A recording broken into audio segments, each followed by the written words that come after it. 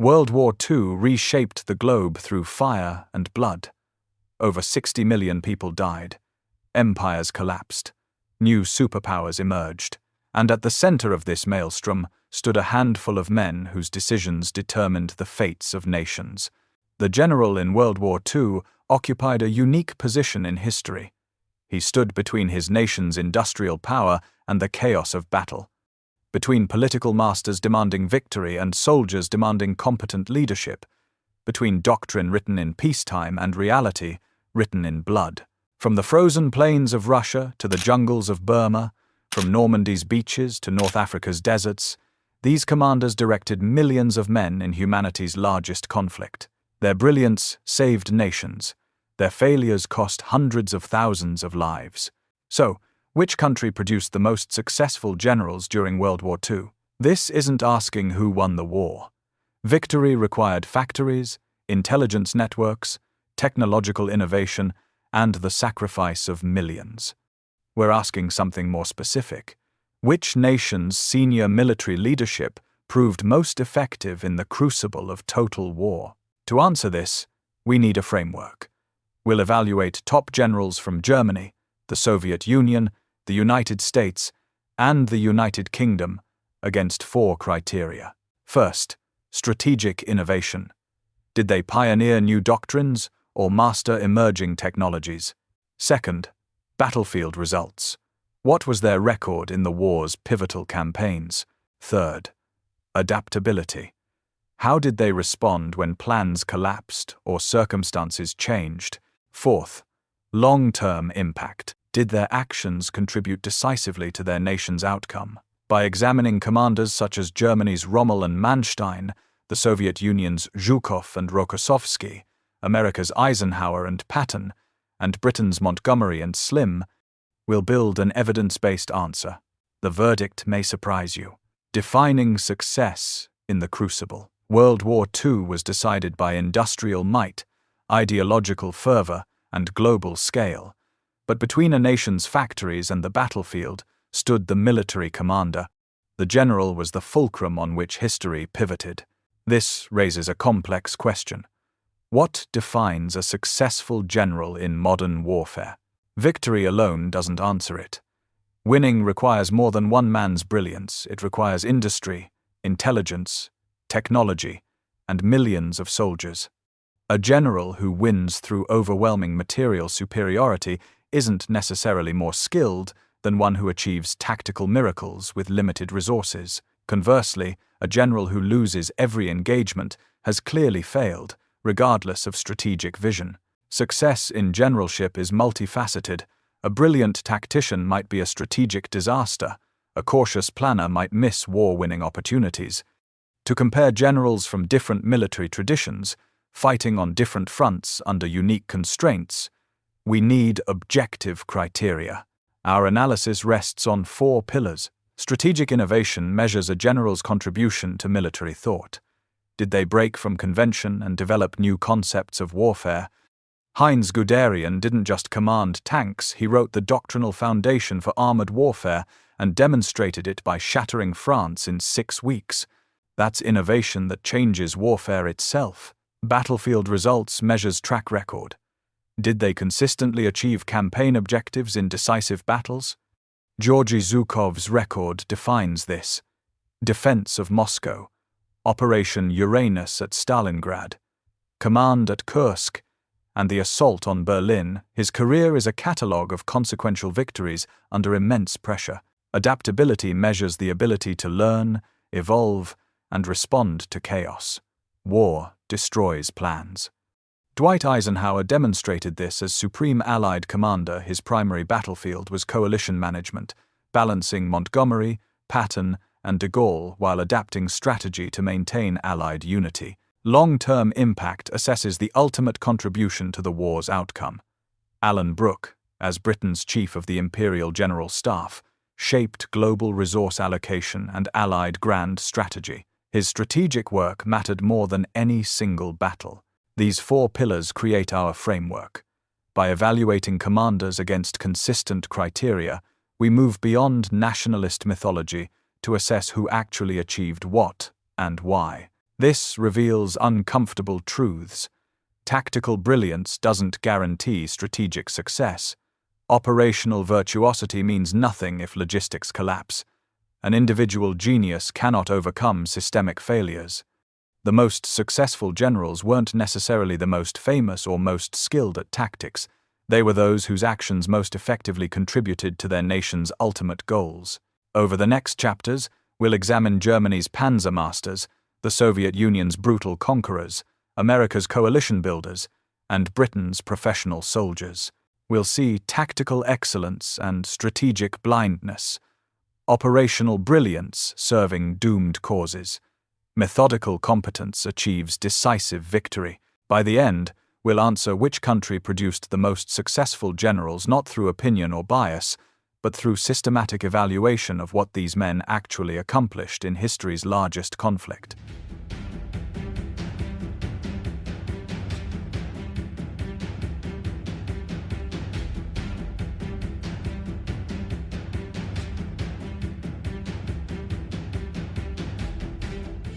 The German way of war. When World War II began in September 1939, the German officer corps was considered the finest in the world. Poland fell in 4 weeks. France collapsed in 6 weeks. This wasn't luck, it was the product of centuries of Prussian military tradition, refined through bitter defeat in World War I. After 1918, German military theorists asked, how do we restore mobility to warfare and avoid another 4-year trench stalemate? The answer became Blitzkrieg lightning war. Blitzkrieg combined revolutionary technology with innovative doctrine. Tanks weren't used as infantry support, but concentrated in independent armored divisions, supported by motorized infantry, mobile artillery, and dive bombers. This created a combined arms sledgehammer that could punch through enemy lines, then race deep into the rear to paralyze command structures and encircle entire armies. But the cultural component made it work. Auftragstaktik, mission-type tactics. Senior commanders issued clear objectives but gave subordinates freedom to achieve them. A lieutenant assessed situations and acted independently. The system trusted junior leaders to make battlefield decisions. Heinz Guderian was the architect of Blitzkrieg. His 1937 book Achtung, Panzer, laid the theoretical groundwork for independent armored divisions. In May 1940, he put theory into practice. His 19th Panzer Corps thrust through the Ardennes, broke through French lines at Sedan, then raced west to the English Channel over 200 miles in 6 days. France was cut in half. The campaign lasted 6 weeks. Guderian understood that psychological shock mattered as much as physical destruction. Deep penetration into enemy rear areas created panic and paralysis. But his later career revealed German weaknesses in Russia. His panzers outran their fuel supplies. His clashes with Hitler over strategy led to his dismissal. Erich von Manstein is often considered the most gifted German strategist. He was the primary author of the plan that defeated France, the Sichelschnitt, or sickle cut. Instead of a predictable frontal assault into Belgium, Germany would feint north while striking through the Ardennes into France, luring Allied forces into a trap. On the Eastern Front, Manstein orchestrated the conquest of Crimea in 1942. But his masterpiece came after Stalingrad's disaster. In February 1943, Soviet winter offensives were rolling forward. Manstein deliberately gave ground, stretching Soviet supply lines. Then, German panzer divisions struck overextended Soviet flanks. The Third Battle of Kharkov became one of modern military history's finest mobile defense examples. Manstein's forces encircled and destroyed multiple Soviet armies, inflicting over 90,000 casualties. Yet Manstein's brilliance couldn't overcome Germany's strategic bankruptcy. His operations were defensive masterpieces fighting a losing war. He could win battles but not reverse Germany's strategic position. Erwin Rommel, the Desert Fox, was the master of improvisation.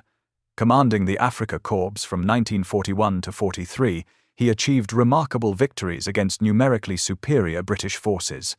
He led from the front in a command vehicle, making rapid decisions and exploiting opportunities. He employed 88mm anti-aircraft guns as devastating anti-tank weapons, He mastered deception and combined arms tactics. In spring 1942, Rommel drove the British to Egypt's gates. At Gazala, he executed a masterful flanking maneuver. The capture of Tobruk made him a field marshal, but Rommel constantly operated on the logistical collapse's edge. His offensives repeatedly ran out of fuel at critical moments. When Montgomery launched a counteroffensive at El Alamein in October 1942 with overwhelming material superiority, Rommel had no reserves to conduct mobile defense. These three commanders embodied German strengths: operational brilliance, combined arms mastery, and tactical innovation. But their collective story reveals fatal weaknesses. First, subservience to flawed leadership. German generals allowed Hitler to dominate strategic decisions, declaring war on the United States, ordering no retreat at Stalingrad, and diverting forces based on ideology. They were brilliant at operational art but powerless at grand strategy. Second, logistical negligence. Blitzkrieg consistently outran supply lines.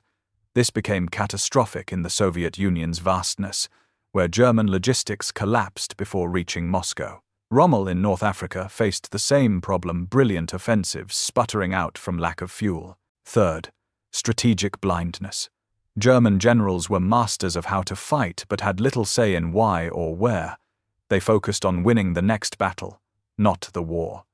They developed no coherent strategy for defeating the Soviet Union, Britain, or the combined Allies. By 1944, weaknesses overwhelmed strengths.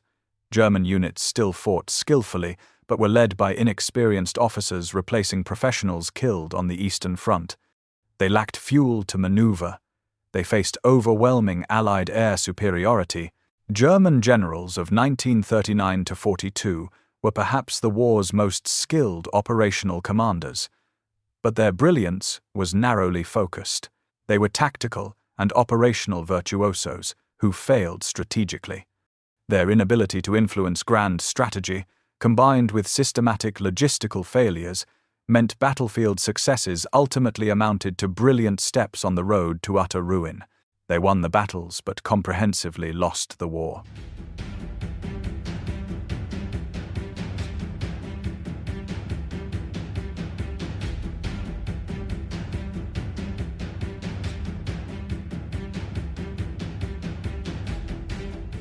The Soviet transformation.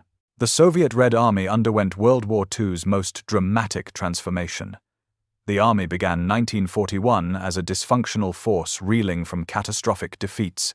Its senior commanders were often political cronies. Doctrine was confused. The army suffered history's most horrific losses, millions of men in Operation Barbarossa's opening months. Yet from these ashes arose commanders who were hard, ruthless, and ultimately victorious. The Soviet method wasn't elegant, it was brutally effective, forged in total war. In the late 1930s, Stalin's Great Purge decimated the Red Army. He executed or imprisoned an estimated 30,000 officers, 3 of 5 marshals, 13 of 15 army commanders, 50 of 57 corps commanders. The result was an officer corps depleted of experience, replaced by politically reliable but often militarily incompetent cronies. When Germany invaded on June 22, 1941, the Red Army was structurally incapable of an effective response. Germans encircled and destroyed entire armies. At Kiev in September, over 650,000 Soviets were killed or captured. By December, the Red Army had suffered over 4 million casualties. The Soviet Union should have collapsed. That it didn't represent one of history's great military achievements. Georgy Zhukov personified that transformation. Appointed by Stalin as military troubleshooter, he was sent to every critical sector when disaster loomed. He was ruthless with subordinates and accepted casualties unthinkable in Western armies. But he delivered results. In October 1941, with the Germans approaching Moscow, Zhukov organized the capital's defense.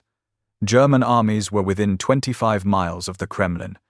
Zhukov stabilized the front through force of will, consolidated scattered units, and demanded that every position be held regardless of cost. When the German offensive stalled, Zhukov launched a counteroffensive on December 5, using Siberian reserves. The counteroffensive drove Germans back over 100 miles, the Wehrmacht's first major defeat. Zhukov's greatest achievement came at Stalingrad. By November 1942, forces were locked in brutal house-to-house fighting. Zhukov conceived Operation Uranus, striking not at Stalingrad itself, but at weak flanks held by Romanian forces. The plan was to break through both sides and encircle the German Sixth Army. On November 19th, Soviet forces launched the offensive. Romanian positions collapsed. Within 4 days, Soviet pincers met, trapping over 290,000 German and Axis troops. Hitler ordered the Sixth Army to hold. German relief attempts failed. On February 2, 1943, the remnants surrendered. Over 90,000 survivors went into captivity. Stalingrad was the war's turning point. Germany lost an entire field army. The strategic initiative was passed permanently to the Soviets. In July 1943, Zhukov commanded at Kursk, the largest tank battle in history. Soviet intelligence knew the attack was coming. Zhukov prepared the most sophisticated defensive system ever constructed. Multiple defensive belts stretching over 100 miles deep, over 1 million mines, thousands of anti-tank guns. When Germans attacked on July 5th, they ran into prepared positions of incredible depth. By July 12th, the offensive stalled. Kursk broke the Panzerwaffe's offensive power. Finally, Zhukov commanded the First Belarusian Front in the assault on Berlin. Soviet forces fought building by building. On April 30th, 1945, Soviet soldiers raised the red banner over the Reichstag. Konstantin Rokossovsky survived.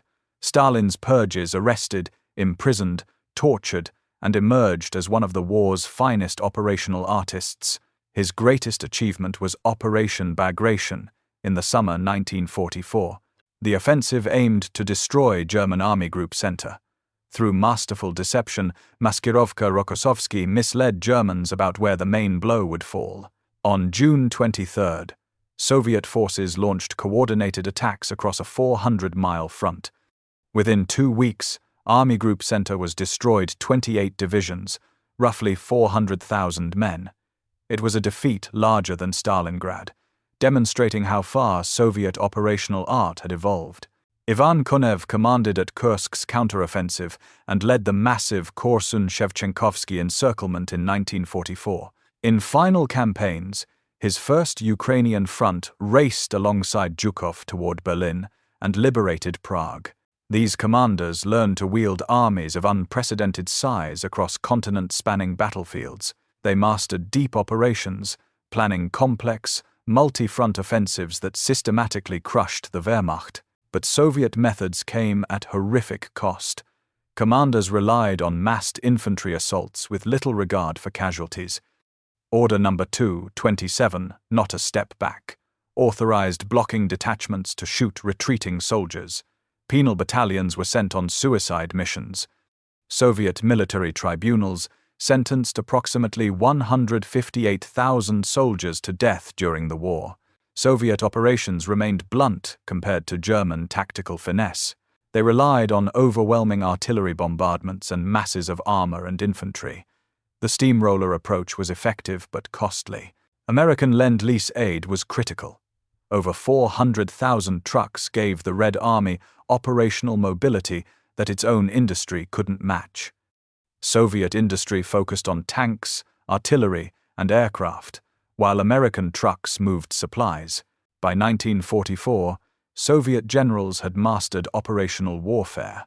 They coordinated multiple army groups in synchronized offensives, used deception to achieve surprise, and sustained operations for weeks. But effectiveness came at a price almost incomprehensible. Over 8 million Soviet soldiers died, more than all other major combatants combined. The Soviet Union bore the brunt of the German war effort and paid for victory in blood. Soviet generalship was forged in the hottest fires. After catastrophic beginnings, its best commanders learned and adapted at remarkable speed. Their methods were brutal and wasteful, a reflection of the totalitarian regime they served. But based on the scale of challenge and decisiveness of results, top Soviet generals have a powerful claim to success. They were the men who broke the German army's back. Their long-term impact on the war's outcome is arguably the most significant of any nation's commanders. The Red Army that raised its banner over Berlin was unrecognizable from the broken force of 1941.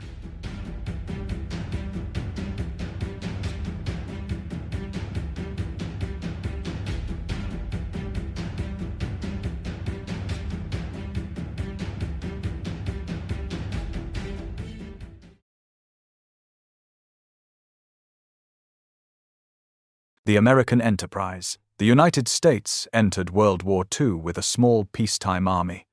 In 1940, the U.S. Army ranked 17th globally, behind Romania. Its officer corps had limited experience in large-scale modern warfare. 3 years later, the United States directed a global military effort of unparalleled size. American generals commanded operations from North Africa to the Pacific, coordinating armies, navies, and air forces in synchronized campaigns across multiple theaters. American generalship was less about tactical brilliance and more about organization, logistics, and management of immense material power. American generals were chief executives of the largest military-industrial enterprise in history. Their genius was managerial and strategic. Dwight Eisenhower was the quintessential American commander. He spent World War I as a training officer, never seeing combat. Between wars, he served in staff positions, gaining a reputation as an exceptional planner. In 1941, he was a lieutenant colonel. By 1943, he was Supreme Commander of Allied forces. His rapid rise wasn't due to battlefield heroics, but exceptional skill at managing complex organizations and coalitions. As Supreme Commander of the Allied Expeditionary Force in Europe, Eisenhower's primary role wasn't directing battalions, he directed the generals who did. He was a master of coalition warfare, coordinating British, American, Canadian, and Free French forces with different national interests and command styles. He managed massive egos: Patton, brilliant but insubordinate; Montgomery, arrogant and difficult; de Gaulle, prickly about French sovereignty. Eisenhower's genius was holding this fractious coalition together, balancing competing demands and maintaining unified command despite constant friction. His greatest achievement was Operation Overlord D-Day on June 6, 1944. Over 5,000 ships transported 156,000 troops across the English Channel. The planning required coordination among multiple nations and services. Logistics were staggering. Deception operations convinced Germans the landing would come at Pas-de-Calais, not Normandy. The decision to launch was Eisenhower's alone. Weather forecasters predicted a brief, acceptable window. Delaying meant waiting weeks, risking secrecy. Launching in worsening weather could fail catastrophically. Eisenhower made the call. Go. The landings succeeded. After the Normandy breakout, Eisenhower chose a broad front strategy over Montgomery's proposed concentrated thrust. This decision remains controversial but reflected Eisenhower's philosophy. Use overwhelming resources systematically rather than gambling on risky operations. It was methodical, cautious, utterly American, relying on material superiority. When Germans launched their Ardennes offensive in December 1944, the Battle of the Bulge, Eisenhower's steady hand proved critical. He shifted reserves to contain penetration, refused to panic, and within days the German offensive stalled. Eisenhower's contribution was not tactical brilliance, but the ability to manage complexity, maintain coalition unity, and translate American industrial might into decisive military power. George Patton represented the opposite, the warrior general embodying aggressive, mobile warfare. Flamboyant and profane, he wore ivory-handled revolvers and cultivated a warrior image. But beneath the theatrics was genuine military talent. After the Kasserine Pass defeat in February 1943, Patton took command of two corps and restored discipline and fighting effectiveness. But his great achievement came in France in the summer 1944. After the Normandy breakout, Patton's Third Army raced across France at speeds reminiscent of blitzkrieg. In 1 month, Third Army advanced over 400 miles, liberated vast areas, and destroyed numerous German units. Patton emphasized speed and aggression, keeping forces moving and giving the Germans no time to establish defensive lines. His most famous achievement came during the Battle of the Bulge. When the German offensive began, Third Army was driving east. Eisenhower asked how quickly Patton could disengage, turn 90 degrees north, and attack the German southern flank. Patton said 48 hours.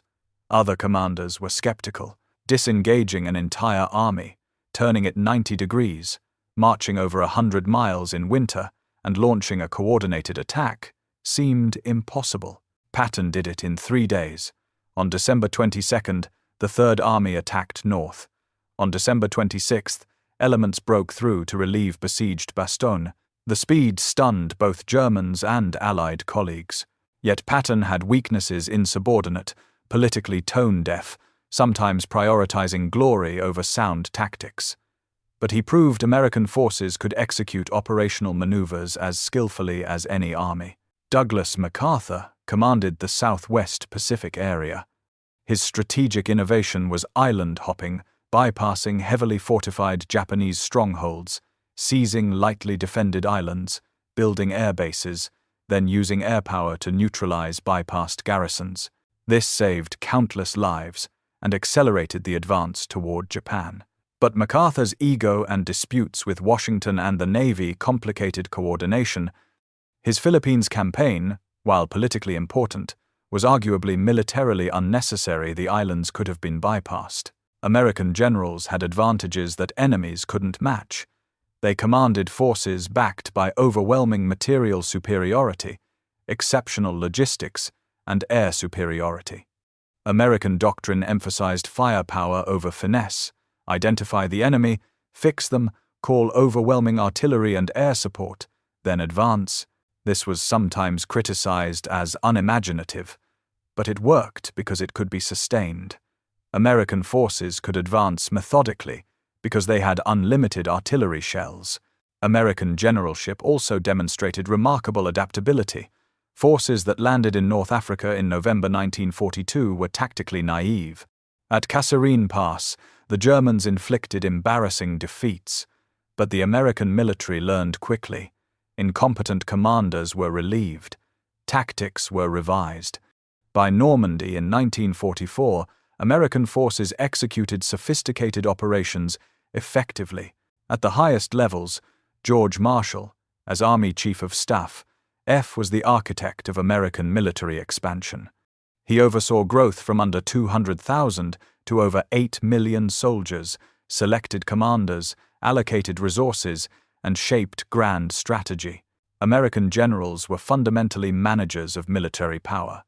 They directed vast organizations, coordinated complex operations, and wielded material resources on an unprecedented scale. They were military executives, not warrior heroes. This matched America's national character. The United States was an industrial superpower with limited military tradition. American generalship emphasized organization, logistics, and systematic application of power. By 1945, this approach produced total victory in Europe and the Pacific. The system worked because it matched means to ends, using America's advantages to overwhelm enemies through systematic, sustained pressure. The American general's legacy is not individual battlefield brilliance, but the creation of a military system that, while not always elegant, was overwhelmingly and inevitably victorious.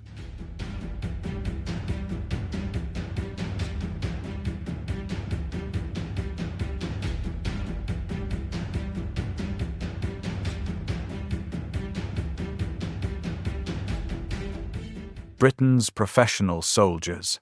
The British soldier, the Tommy, and his Commonwealth comrades fought in every major theatre from Norway to Burma, from the Western Desert to the Rhine. They began with outdated equipment and were driven from the continent at Dunkirk. They ended the war as a tough, professional force that had mastered methodical, firepower-intensive warfare.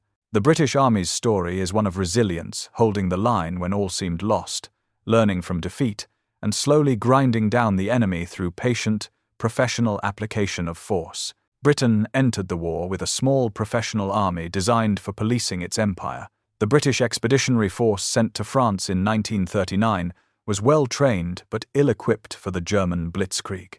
When the Germans attacked in May 1940, the BEF was outmaneuvered and nearly destroyed. The Dunkirk evacuation saved over 300,000 troops, but was a devastating defeat. The British Army left behind virtually all its heavy equipment. The rebuilding process produced a doctrine emphasizing careful planning, methodical force concentration, and overwhelming use of artillery and air support. This became the set-piece battle: fix the enemy with infantry and artillery, then systematically destroy them with superior firepower. It was slow and predictable, but effective when properly executed. Bernard Montgomery Monty was arrogant, difficult, and utterly infuriating to American allies. But he was also a master of the set-piece battle and a superb trainer of troops.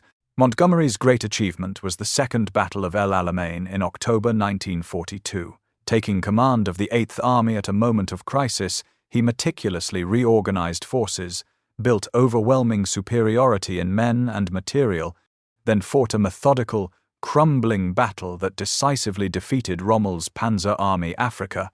After weeks of preparation, British forces launched an offensive that ground through German and Italian defenses. Rommel's Afrika Korps was forced to retreat and never recovered. El Alamein was a major turning point. It ended the Axis threat to Egypt and the Suez Canal. Montgomery later commanded all Allied ground forces during the D-Day landings, successfully overseeing the most complex amphibious operation in history. Montgomery's approach was a deliberate adaptation to British Army strengths and weaknesses. He understood his troops weren't the tactical virtuosos of the 1940 Wehrmacht, so he developed a doctrine emphasizing careful planning, overwhelming artillery support, and tight control to minimize risks. He restored 8th Army morale by giving them a desperately needed victory. But Montgomery's style could be plodding. After the Normandy breakout, his failure to quickly seize the Scheldt estuary and open Antwerp in late 1944 is seen by historians as a major strategic error. His ambitious Operation Market Garden in September 1944 was a rare departure from usual caution and ended in costly failure. William Slim was arguably the finest British general, though less famous than Montgomery. He commanded the forgotten 14th Army in the Burma campaign, inheriting a catastrophic situation in 1943 after defeats by the Japanese. Slim was a master of fighting in one of the world's most hostile environments. He completely rebuilt the 14th Army, solving immense logistical and medical problems, including defeating malaria, which had been causing more casualties than combat. He pioneered jungle warfare tactics and relied heavily on air supply to allow forces to operate deep in enemy territory. He was also a superb motivator, deeply respected by his multinational troops, British, Indian, and African. In 1944, Slim inflicted crushing defeat on the Japanese at Imphal and Kohima battles that turned the tide in Burma. He then led his army in a brilliant offensive that recaptured Burma, displaying mastery of maneuver that rivaled any European counterpart. Slim's campaign is a textbook example of how a brilliant commander can overcome immense logistical and environmental challenges to achieve decisive victory. Alan Brooke, as Chief of the Imperial General Staff, was the professional head of the British Army and Churchill's primary military advisor. Brooke's contribution was strategic, not operational. He possessed a keen strategic mind and intellectual fortitude to stand up to Churchill's often wild and impulsive ideas. He was a key architect of the Mediterranean strategy, focusing on North Africa and Italy to wear down the Axis before launching the cross-channel invasion. While he rarely gets public credit, his steady hand and strategic foresight were fundamental to Allied victory. The heart of the British Army was the regimental system. British soldiers were recruited into specific regiments with centuries of history: the Black Watch, Coldstream Guards, and the Gurkhas. This fostered intense local pride and loyalty. A man joined the regiment that his father and grandfather served. He fought for regimental honor and men from his hometown. The British NCO was the system's bedrock, a figure of immense authority and experience, commanding respect through competence. British sergeants were masters who had often served for a decade or more. British morale was defined by stubborn, understated resilience. After being driven from the continent in 1940, Britain fought with grim determination. Britain stood alone against Nazi Germany after France fell. The threat of invasion was real. Every soldier understood this was an existential struggle. Discipline was strict and traditional. The army emphasized smartness, drill, and obedience, even in combat. This emphasis on discipline instilled mental fortitude to withstand battle stress, making British soldiers ideal for defensive operations where holding ground mattered most. British equipment improved significantly. The Lee Enfield rifle was outstanding. Its 10-round magazine was larger than most bolt-action rifles. The Bren gun was one of the war's best light machine guns. The 25-pounder gun howitzer became the Royal Artillery's workhorse. British artillery doctrine emphasized complex fire plans coordinated across multiple batteries. Commonwealth nations brought expertise. Canadian forces became experts in amphibious operations. Australian and New Zealand troops, Anzacs, were renowned for aggressive patrolling and infantry skills in the desert and jungle. Indian Army divisions fought with distinction in North Africa, Italy, and Burma. Britain pioneered modern special forces. Commandos conducted raids on occupied Europe. The Special Air Service, formed in North Africa in 1941, conducted deep penetration raids behind enemy lines.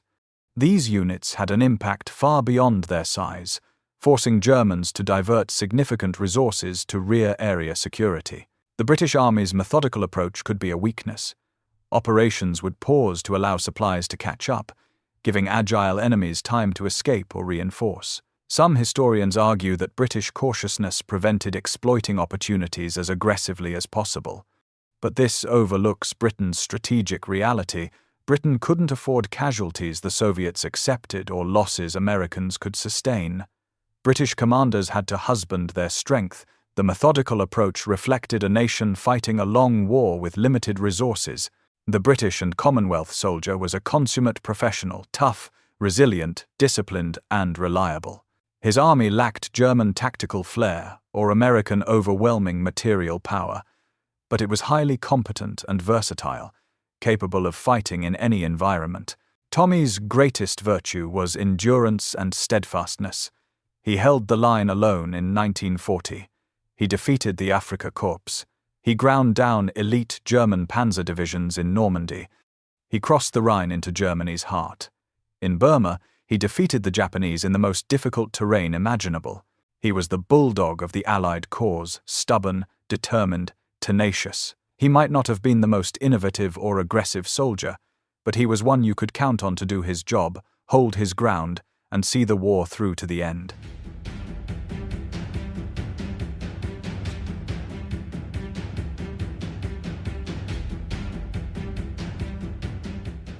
Pillar 1. Strategic innovation. Now we move from individual portraits to direct comparison.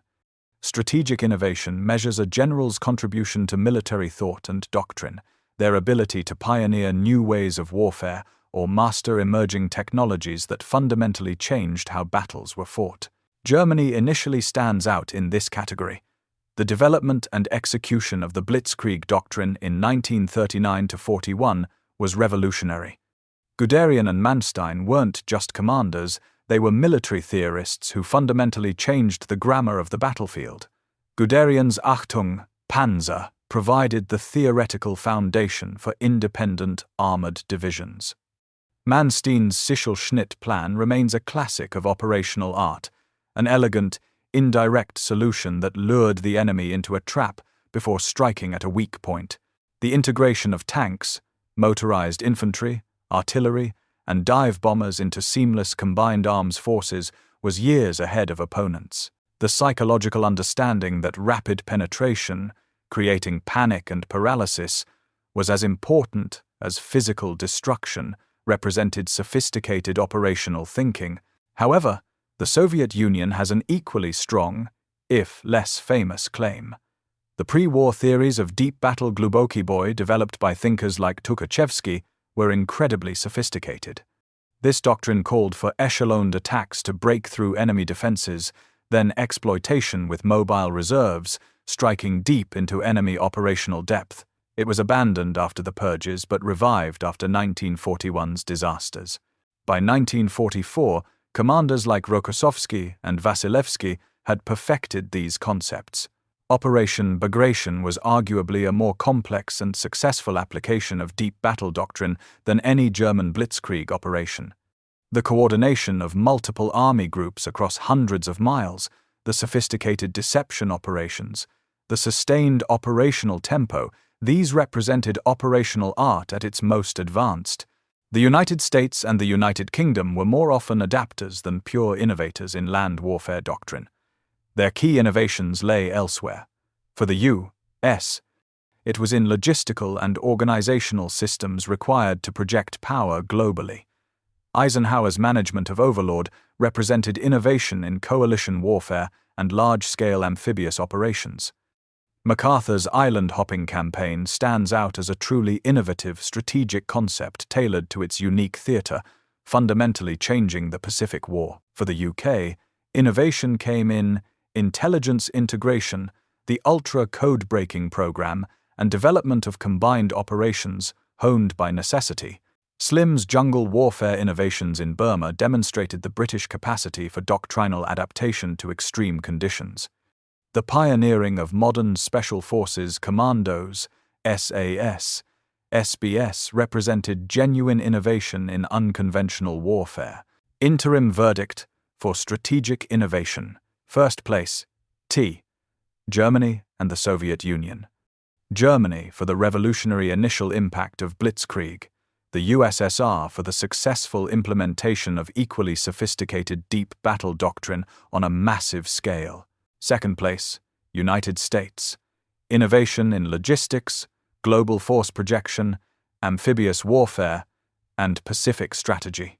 Third place, United Kingdom. Innovation in intelligence operations, combined operations, special forces, and jungle warfare.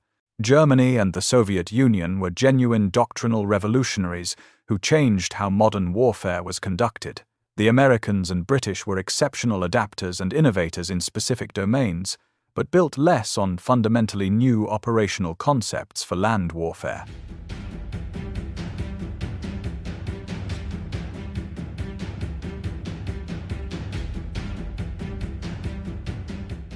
Pillar 2. Battlefield results. Battlefield results must be weighted by the significance of the front and the decisiveness of outcomes. This is where the evaluation shifts dramatically. The Eastern Front was, by overwhelming margin, the decisive land theater of the war in Europe. The vast majority of the German army fought and died there. Over 80% of German military casualties occurred fighting the Soviets. Any evaluation of battlefield results must acknowledge this fundamental reality. This gives the Soviet Union's top commanders an undeniable edge. Zhukov's resume is staggering. Moscow, Stalingrad, Kursk, Berlin. These weren't just battles, they were the foundational pillars of the entire Allied victory in Europe. Each represented a turning point that fundamentally altered the war's trajectory. Moscow, in December 1941, shattered the myth of German invincibility and saved the Soviet capital. Stalingrad destroyed an entire German field army and marked the permanent shift of strategic initiative.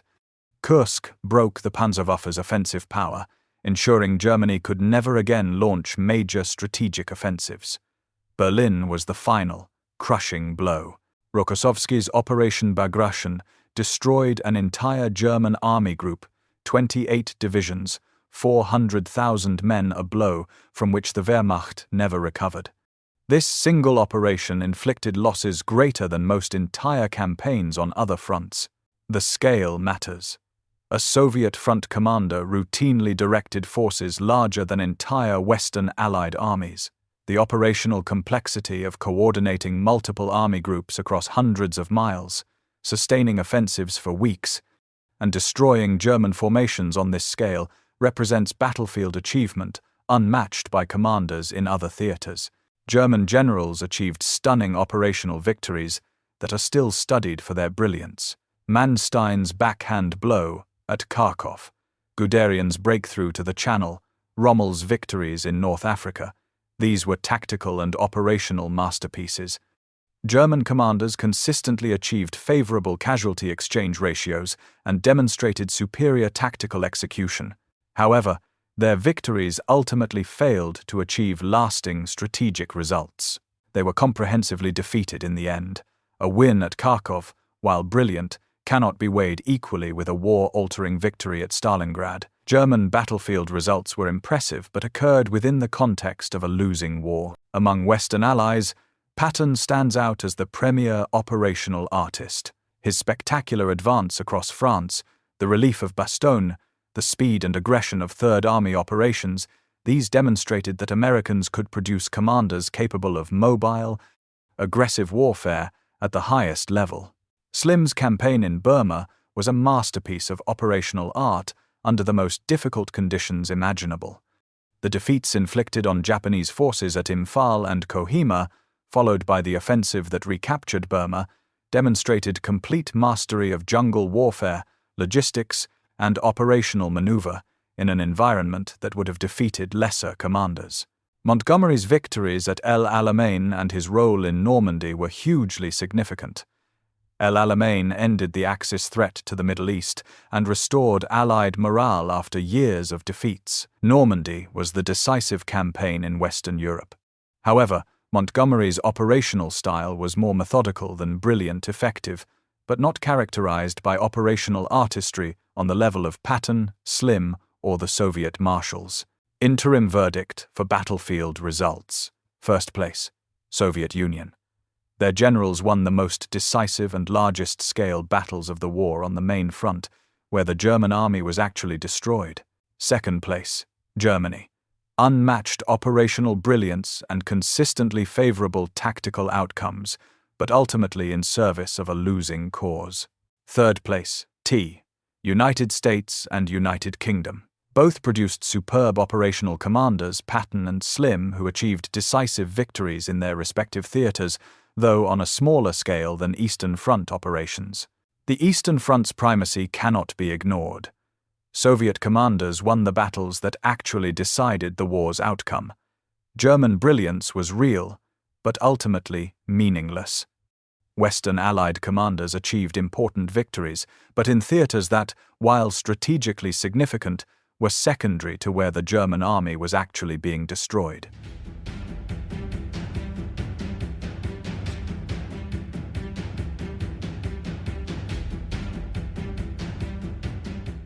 Pillar 3. Adaptability. War demands the ability to learn and change.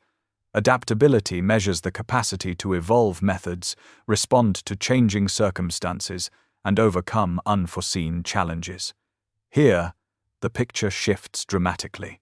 The Soviet and American officer corps demonstrated the greatest capacity for adaptation. The Red Army transformed itself from the disorganized mob of 1941 into the juggernaut of 1945. This was a learning process conducted on a scale and under pressure difficult to comprehend. Soviet commanders learned to counter blitzkrieg through defense in depth and operational reserves. They mastered winter warfare while the Germans froze. They developed sophisticated deception operations, maskirovka, that consistently achieved surprise. They learned to coordinate vast multi-front operations involving millions of soldiers across thousands of miles. The transformation was institutional, not just individual. The Red Army of 1945 bore little resemblance to 1941's version. Doctrine evolved from crude mass assaults to sophisticated deep operations. Combined arms coordination improved dramatically. Artillery employment became systematized and devastating. The entire organizational culture shifted from rigid obedience to acceptance of operational flexibility at lower levels. The United States Army also learned incredibly quickly. The force humbled at Kasserine Pass in early 1943 was, by mid-1944, a confident, proficient, highly effective military machine. This transformation occurred in roughly 18 months, a remarkable institutional learning speed. American forces learned combined arms warfare through hard experience. They developed effective tactics for hedgerow fighting in Normandy through soldier-level innovation, welding cutting devices on tanks to break through blockage. They mastered amphibious operations through repeated practice from North Africa through Sicily to Normandy and the Pacific. They learned to integrate air support with ground operations more effectively than any other army. Eisenhower's entire role as Supreme Commander was continuous adaptation, managing coalition complexities, responding to crises like the Battle of the Bulge, balancing competing strategic visions while maintaining Allied unity. His command style evolved continuously based on experience and changing circumstances. Slim in Burma represents perhaps the single best example of an adaptive general. He inherited a defeated army in terrible conditions and completely reimagined how to fight. He solved endemic malaria problems that were causing more casualties than combat. He developed air supply systems, allowing forces to operate for months without ground lines of communication. He pioneered jungle warfare tactics specific to Burma's unique environment.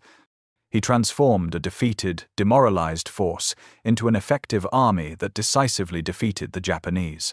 The British showed strong adaptability in specialized areas. The development of specialized armor for D-Day flail tanks for mine clearing, bridge-laying tanks, flame-throwing tanks demonstrated innovative problem-solving. British anti-submarine warfare evolved continuously in the Battle of the Atlantic, developing new tactics and technologies to counter German U-boats. Special Forces operations showed capacity for unconventional thinking. However, British operational doctrine remained relatively static. The set-piece battle approach used at El Alamein in 1942 was essentially the same approach used in Normandy in 1944. This wasn't necessarily wrong, it worked and matched British capabilities, but it represented less adaptation than American or Soviet forces demonstrated. In stark contrast, the Germans proved remarkably unadaptable at the strategic level despite tactical flexibility. They were slow to mobilize their economy for total war. Not until 1943 did Germany fully commit to war production. Most critically, they were shackled to Hitler's increasingly rigid and fantasy-based decision-making. The Germans failed to adapt their blitzkrieg model to Russia's vastness. They had no answer to overwhelming Allied air superiority except hiding and dispersing. They never developed an effective doctrine for the defensive war they were forced to fight after 1943. They continued launching counterattacks with insufficient forces when a strategic withdrawal would have preserved combat power. German tactical adaptation continued. They developed new weapons, improved anti-tank guns, and created sophisticated defensive positions. But strategic and operational adaptation was absent. They fought 1944's war with essentially 1940s methods, just with fewer resources and greater desperation. Interim verdict for adaptability. First place, T. United States and Soviet Union. Both demonstrated incredible organizational capacity to learn from catastrophic beginnings and transform into highly effective forces. Slim individually represents peak adaptability. Second place, United Kingdom. Strong adaptability in specialized areas like anti-submarine warfare, special operations, and specific tactical problems, though operational doctrine remained relatively static. Third place, Germany. Brilliant tactical innovators who became strategically rigid and unable to adapt to the war they had created. Their failure to evolve at strategic and operational levels proved fatal. The capacity to learn and adapt proved more important than initial quality. Armies that could acknowledge mistakes, implement solutions, and evolve their methods ultimately prevailed over forces that, despite superior initial training and doctrine, remained locked into failing approaches.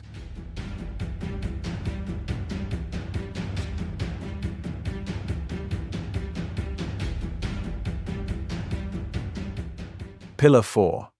Long-term impact. Long-term impact assesses a general's ultimate contribution to the war's outcome. This pillar looks beyond individual campaigns to evaluate overall influence on their nation's strategic position. A successful general in this regard is one whose actions had a lasting and decisive effect on the road to victory, or, for the Axis powers, who staved off defeat as long as possible. Here, commanders who operated at the highest levels of grand strategy have the greatest claim. The United States and the United Kingdom excelled in this sphere. Figures like George Marshall and Alan Brooke were architects of a global strategy that won the war. Marshall, as Army Chief of Staff in Washington, oversaw the transformation of the U.S. Army from under 200,000 to over 8 million soldiers. He selected commanders, allocated resources across global theaters, and shaped grand strategy in coordination with Roosevelt and Churchill. His decisions about where to commit forces, which theaters to prioritize, and how to balance competing demands fundamentally shaped the war's conduct. Brooke, as Chief of the Imperial General Staff, played a similar role for Britain. He managed global resource allocation for the British Empire, shaped the Mediterranean strategy, and most critically, served as an intellectual counterweight to Churchill's often impulsive strategic ideas. His patient advocacy for building strength before launching the cross-channel invasion, his management of the Anglo-American strategic dialogue, and his coordination of British military efforts across multiple theaters were essential to Allied success. Eisenhower's impact was in successfully implementing that strategy in the decisive European theater. His work ensured the Allied coalition held together to achieve final victory.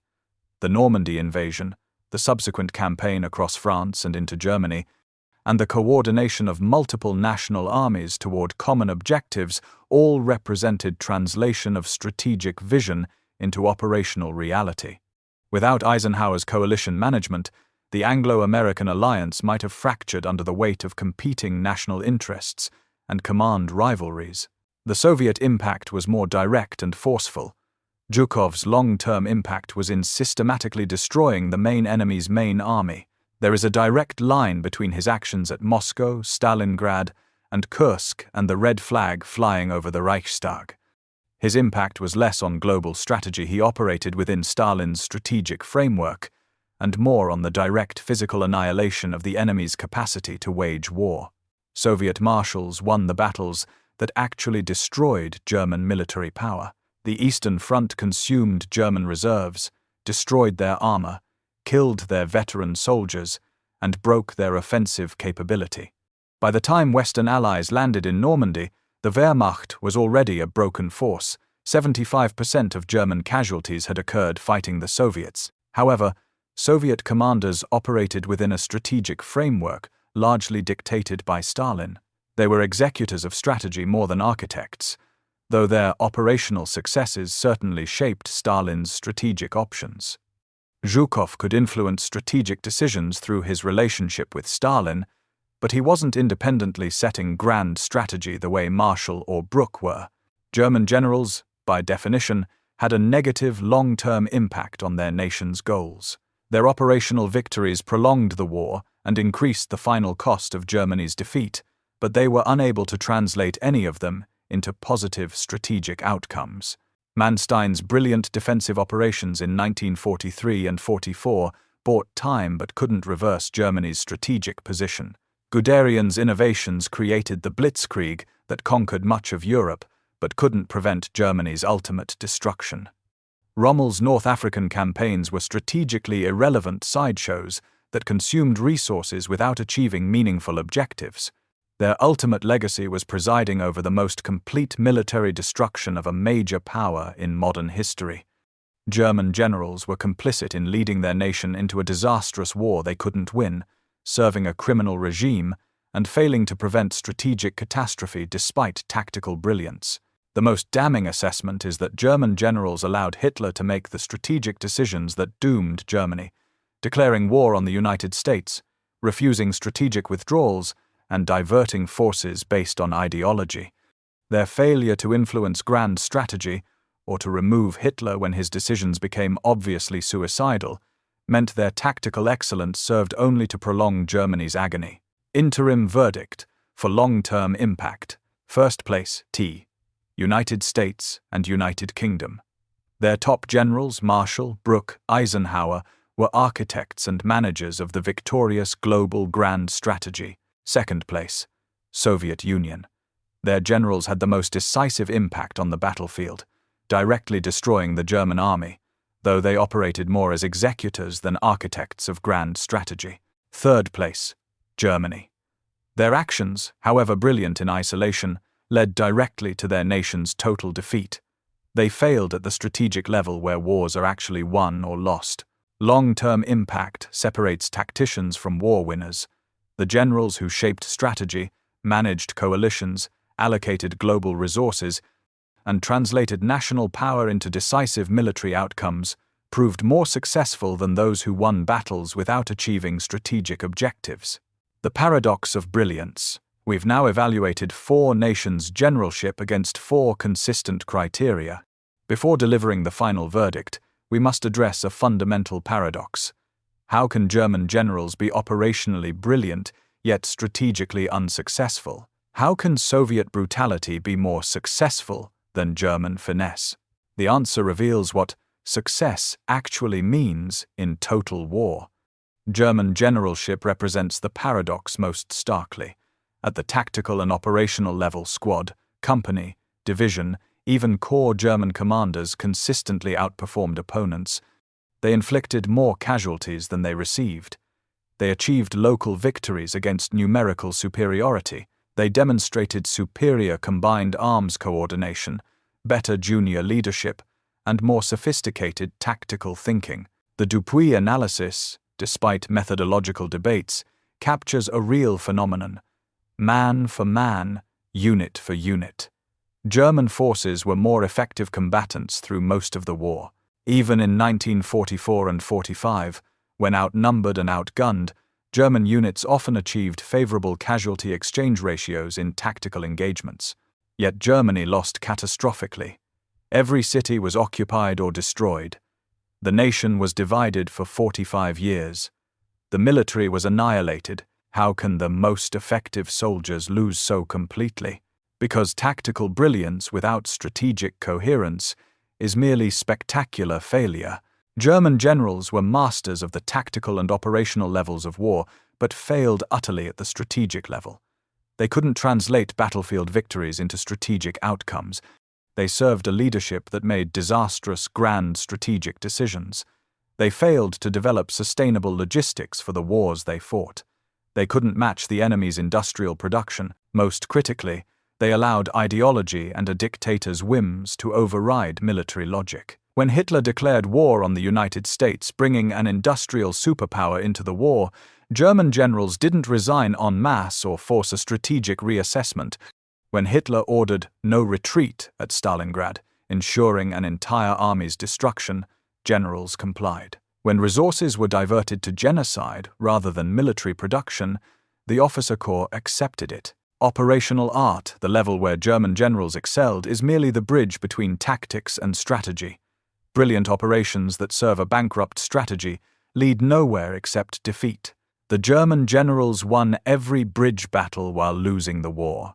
The Soviet case presents the opposite paradox. Soviet methods were crude, brutal, and wasteful. Casualty rates were horrific, even in victories. Soldiers were treated as expendable resources. The human cost of Soviet operations would have been politically and socially unacceptable in Western democracies. Yet Soviet commanders achieved the most decisive results of any belligerent. They destroyed the German army, the actual main enemy. They captured Berlin. They determined the war's outcome on the decisive front. Soviet success came not from tactical elegance, but from operational effectiveness at the strategic level. They learned to wield armies of unprecedented size to achieve strategic objectives. They accepted costs that ensured victory even when methods were inefficient. This raises uncomfortable questions about how we measure military success. Is elegant tactical execution more important than achieving strategic objectives? Is preserving your own forces more important than destroying the enemy? Is there moral superiority in fighting cleanly if you lose? The answer the war provides is clear. Strategic success, achieving national objectives, matters more than tactical efficiency. The general who achieves strategic objectives through crude methods is more successful than the general who fights brilliantly while losing strategically. This doesn't mean Soviet brutality should be celebrated or that casualties don't matter. It means that when evaluating military success, we must recognize that war is ultimately about achieving political objectives. Tactical brilliance that fails to achieve those objectives is merely impressive failure. The American case demonstrates a third approach, American generals were neither tactical virtuosos like the Germans, nor willing to accept unlimited casualties like the Soviets. Instead, they built a system that could learn, adapt, and apply overwhelming resources systematically. American success came from matching methods to national capabilities. The United States had enormous industrial capacity, advanced technology, and a democratic society that wouldn't tolerate pointless casualties. American generalship reflected this, emphasizing firepower over maneuver, logistics over audacity, systematic destruction over elegant operations. This approach was sometimes unglamorous. American operations could be methodical and slow. Casualty exchange ratios weren't always favorable. But American methods could be sustained indefinitely while achieving decisive results. The system worked because it matched means to ends. British generalship represented professional competence within severe constraints. Britain lacked America's industrial power or the Soviet Union's population and willingness to accept massive casualties. British generals developed methods that maximized limited resources, careful planning, methodical operations, overwhelming firepower at decisive points. This worked. Britain survived alone in 1940, defeated the Afrika Korps, contributed significantly to the Italy and Normandy campaigns, and fought effectively across the globe. British methods suited British capabilities and strategic situation. The paradox resolves when we understand that success in warfare is contextual. It depends on national objectives, available resources, and strategic situation. The most successful generals are those whose methods matched their nation's capabilities and achieved strategic objectives, not those who demonstrated the most tactical skill or fought the most elegantly. German generals demonstrated superior tactical skill but failed strategically. Soviet generals achieved strategic objectives through brutal methods. American and British generals built systems that matched capabilities to objectives and sustained efforts to achieve final victory. Success is measured in outcomes, not process. The war's verdict is final. Germany was destroyed, the Soviet Union victorious on the main front, and the Anglo-American alliance successful in global strategy. Those outcomes determine which generalship was truly successful. The comparative synthesis. Having evaluated each pillar independently, we can now synthesize findings into a comprehensive assessment. Strategic innovation. Germany and the Soviet Union tied for revolutionizing operational warfare. Blitzkrieg and deep battle both fundamentally changed modern combat. The United States innovated in coalition warfare and global logistics. Britain pioneered special operations and intelligence integration. Battlefield results. The Soviet Union achieved the most decisive victories on the war's main front. Germany demonstrated operational brilliance in a losing cause. The United States and the United Kingdom produced excellent commanders who achieved significant victories in secondary theaters. Adaptability. The United States and the Soviet Union demonstrated extraordinary institutional learning, transforming from weakness to strength. Britain showed solid adaptation in specialized areas. Germany remained strategically rigid despite tactical flexibility. Long-term impact. The United States and the United Kingdom shaped a victorious grand strategy. The Soviet Union directly destroyed German military power. Germany failed strategically despite tactical success. Across all four pillars, patterns emerge. Germany excelled at one pillar, strategic innovation, and performed well at battlefield results within the context of losing. But they failed at adaptability and long-term impact. Their generalship was a sharp instrument that couldn't achieve sustainable results. Peak performance was exceptional, but the system proved fragile and ultimately catastrophic. The Soviet Union performed strongly across three pillars: strategic innovation, deep battle, battlefield results, decisive victories, and adaptability, dramatic transformation. Their long-term impact was enormous in directly destroying the enemy, though they operated more as executors than architects of grand strategy. Their methods were brutal but effective. They achieved strategic objectives despite horrific costs. The United States performed strongly across all four pillars without dominating any single category. They were good at innovation, Logistics, coalition warfare. Good at battlefield results. Patton, MacArthur. Excellent at adaptability, rapid learning, and excellent at long-term impact. Architects of global strategy. Their generalship was balanced, systematic, and sustainable. The United Kingdom performed solidly across most categories without exceptional achievements in any. They showed good innovation in specialized areas, produced some excellent commanders. Slim, Montgomery, demonstrated adaptability in specific domains, and contributed significantly to grand strategy through Brooke. Their generalship was professional and reliable within severe resource constraints. The synthesis reveals that sustained, balanced excellence matters more than peak performance in any single area. The ability to learn and adapt proves more valuable than initial superiority. Strategic vision and systematic execution trump tactical brilliance. Coalition management and logistics are as important as battlefield command. These findings challenge conventional wisdom. Popular imagination often focuses on tactical brilliance, the daring maneuver, the brilliant ambush, the heroic stand. But World War II demonstrated that modern industrial warfare rewards different qualities: organizational excellence, logistical competence, institutional learning, strategic coordination, and sustainable methods. The generals who embodied these qualities, Marshall organizing American mobilization, Brooke shaping Allied strategy, Eisenhower managing coalitions, Zhukov destroying German armies through sustained operations, proved more successful than tactical virtuosos like Manstein or Guderian, whose brilliance served flawed strategies. This doesn't diminish German tactical excellence. At the level of battlefield execution, German commanders often outperformed opponents. But tactical excellence within strategic bankruptcy leads only to more efficient defeat. Similarly, Soviet brutality and casualty tolerance shouldn't be celebrated. The human cost of their methods was appalling and reflected the totalitarian regime they served.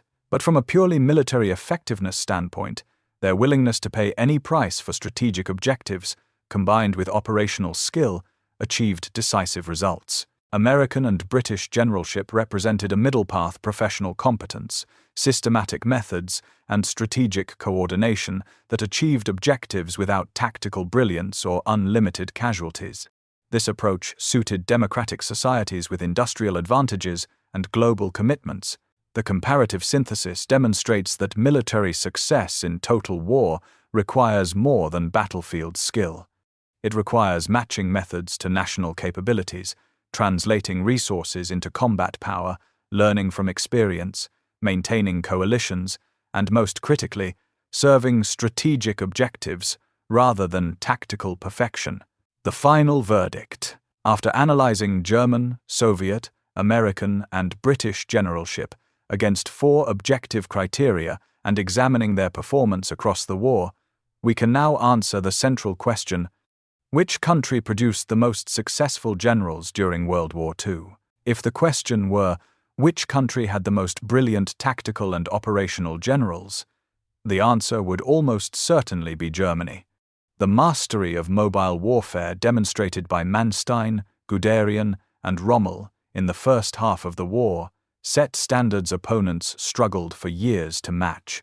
Their best commanders were virtuosos of the battlefield, capable of achieving stunning victories against the odds. German tactical and operational excellence was genuine and undeniable, but their genius was fleeting. Their brilliance served a doomed enterprise. Their strategic blindness, subservience to disastrous leadership, and inability to adapt meant they comprehensively failed in their ultimate duty, securing victory for their nation. They won the battles but lost the war. If the question were, which country's generals had the single most decisive impact on the battlefield, the answer would be the Soviet Union. The Eastern Front was the crucible of the war, and Soviet marshals were the men who won it. Forged in the disasters of 1941, men like Zhukov, Rokossovsky, and Konev learned to command armies on a scale never seen before. They absorbed Germany's best blows and then systematically destroyed the Wehrmacht in a series of colossal, war-winning battles. Their methods were brutal, and their human cost was immense. But in terms of achieving the primary military objective, destruction of the enemy's main force, their record is unmatched. They broke the German army's back. However, the question posed is, which country had the most successful generals? Success must be defined as the effective application of military leadership to achieve a victorious national outcome. It requires more than battlefield brilliance or even decisive battlefield impact. It requires strategic acumen, logistical competence, adaptability, and the ability to work within political and coalition realities. When viewed through this comprehensive lens, the answer becomes clear. The United States produced the most successful generals of World War II. This conclusion isn't based on American generals being individually more brilliant than Manstein or Zhukov. Patton was their only true operational artist of that caliber. Rather, American success was systemic. The American High Command, from Marshall in Washington to Eisenhower and Nimitz in the field, excelled at the total enterprise of modern, global, industrialized war. They demonstrated unparalleled adaptability, learning from early defeats to build the most powerful and proficient military machine in the world. The force humiliated at Kasserine Pass in 1943 became the force that swept across France in 1944. They mastered logistical and organizational challenges of a two-front global war on a scale enemies couldn't comprehend. The ability to project power simultaneously across the Atlantic and Pacific, sustain forces thousands of miles from home, and maintain material superiority in every theater represented organizational achievement unmatched in military history. Their senior general, Dwight Eisenhower, proved to be the single most effective coalition commander in history. The role required a different, but no less important, genius than winning a single battle, managing competing national interests, balancing strategic approaches, maintaining alliance, unity, while achieving military objectives. This demanded skills German or Soviet generals never had to develop. Eisenhower's ability to hold together the fractious Allied coalition was essential to victory. American generals successfully translated overwhelming economic and industrial strength into decisive military power, a core task of modern generalship. They created the global system that ensured total Allied victory. They managed the Lend-Lease that supplied both Britain and the Soviet Union. They commanded strategic bombing that crippled the German economy. They led a naval war that swept Japan from the Pacific. They were not just battlefield commanders, they were architects and executives of victory. The Soviet generals won the war on the Eastern Front, but American generals created the global system that ensured total Allied victory across all fronts. While Germany produced the best operational artists and the Soviet Union produced the most brutally effective conquerors, the United States produced the most well-rounded and ultimately successful cohort of military leaders. Their skills were perfectly matched to winning the 20th century's greatest conflict. They combined adaptability with systematic execution, professional competence with organizational excellence, coalition management with operational effectiveness, and strategic vision with logistical mastery.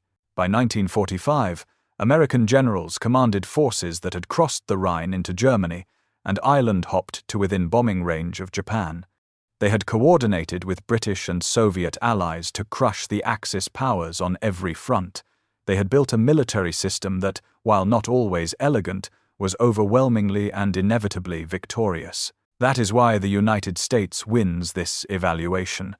Not because of individual battlefield brilliance, though Patton demonstrated that capability, but because American generals mastered the complete enterprise of total war. They built systems that learned, adapted, and applied overwhelming resources toward strategic objectives. They achieved total victory through total war mastery. The lessons of command. World War II was not won by superhuman warriors or tactical geniuses alone. It was won by systems of doctrine, training, leadership, industry, and logistics. The effectiveness of any general was ultimately a reflection of the system that produced and sustained him. The German generals demonstrated that tactical brilliance and operational artistry can achieve spectacular victories. At every level below grand strategy, German commanders consistently outfought opponents. but their story is also a warning. Operational excellence cannot overcome strategic bankruptcy. Superior tactics cannot compensate for inadequate logistics. Professional skill means nothing when serving a fundamentally flawed strategy. The Soviet generals proved that determination, adaptability, and willingness to pay any price for strategic objectives can transform defeat into victory. Their journey from the catastrophe of 1941 to the triumph of 1945 represents one of military history's most remarkable transformations. But the human cost was staggering, a price that reflects the brutal nature of the regime they served. The American generals showed that citizen soldiers, properly equipped and embedded in flexible learning systems, can defeat more martially inclined foes. American military success came not from warrior tradition but from organizational excellence, technological superiority, and systematic problem-solving. The American way of war emphasized management over heroism, logistics over audacity, and sustainable methods over tactical perfection. The British generals represented professional competence and resilience under severe constraints. They held the line when all seemed lost, adapted to challenges across multiple theaters, and contributed essential capabilities to Allied victory. Their steady professionalism, while less spectacular than others' achievements, proved indispensable to final success. What lessons emerge for understanding military effectiveness? First, strategic competence matters more than tactical brilliance. The generals who served sound strategies, even with imperfect execution, achieved more than tactical virtuosos serving bankrupt causes. Second, adaptability trumps initial quality. Armies that learn from mistakes and evolve their methods ultimately defeat forces that remain locked into failing approaches, regardless of initial superiority. Third, logistics and industry are inseparable from battlefield effectiveness. The best-trained soldiers become ineffective without ammunition, fuel, and supplies. Modern war is industrial war, and industrial capacity enables battlefield success. Fourth, coalition management and strategic coordination are as important as battlefield command in total war. The ability to maintain alliances, balance competing interests, and coordinate global efforts proved essential to Allied victory. Finally, sustainable methods matter more than efficient methods when wars become attritional. The system that can sustain effort over years, replace losses, and maintain pressure ultimately prevails over systems that achieve brilliant but unsustainable results. These lessons extend beyond World War II. They reveal fundamental truths about military effectiveness in industrial age warfare. Individual brilliance matters, but systemic excellence matters more. Tactical skill is valuable, but strategic vision is essential. Battlefield heroics inspire, but organizational competence wins wars. The generals of World War II, German, Soviet, American, and British, each contributed to our understanding of military leadership in modern conflict. Some through success, others through failure, all through the crucible of humanity's largest and most destructive war. We honor them not by mythologizing their achievements or excusing their failures, but by understanding clearly what made them effective or ineffective. They were products of their nations, their systems, and their times. Some were empowered by those systems, others were betrayed by them. All faced challenges of unprecedented scale and complexity. The verdict stands. The United States produced the most successful generals because American commanders mastered not just battles, but the complete enterprise of modern, global, total war. They built and directed a system that translated national power into decisive military outcomes across every theater and every domain. That systematic excellence, more than any individual's genius, determined victory in the 20th century's defining conflict. It remains the standard against which military leadership in total war must be measured.